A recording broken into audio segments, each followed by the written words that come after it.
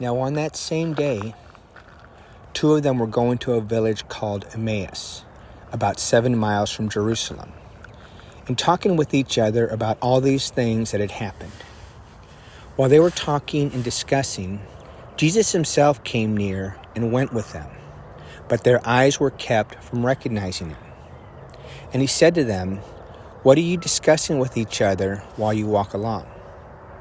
They stood still, looking sad. Then one of them said, whose name was Cleopas, answered him, "Are you the only stranger in Jerusalem who does not know the things that have taken place in these days?" He asked them, "What things?" They replied, "The things about Jesus of Nazareth, who was a prophet, mighty in deed and word before God and all the people, and how our chief priests and leaders handed him over to be condemned to death and crucified him.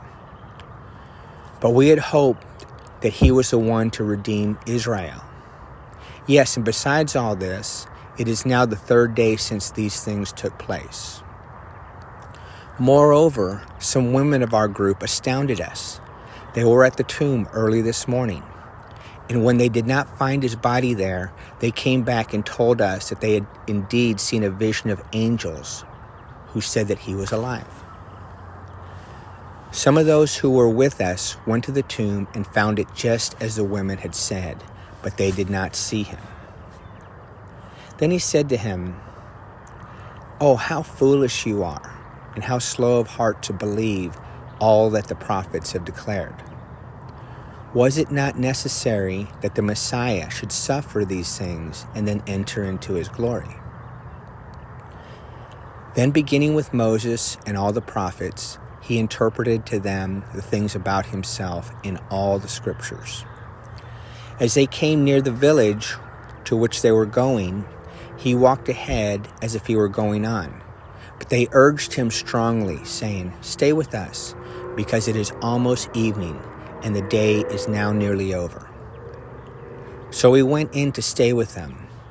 When he was at the table with them, he took bread, blessed, and broke it, and gave it to them. Then their eyes were opened, and they recognized him, and he vanished from their sight. They said to each other, "Were not our hearts burning within us while he was talking to us on the road, while he was opening the scriptures to us?" That same hour, they got up and returned to Jerusalem, and they found the 11 and their companions gathered together. They were saying, "The Lord has indeed risen, and he has appeared to Simon." Then they told what had happened on the road, and how he had been made known to them in the breaking of the bread.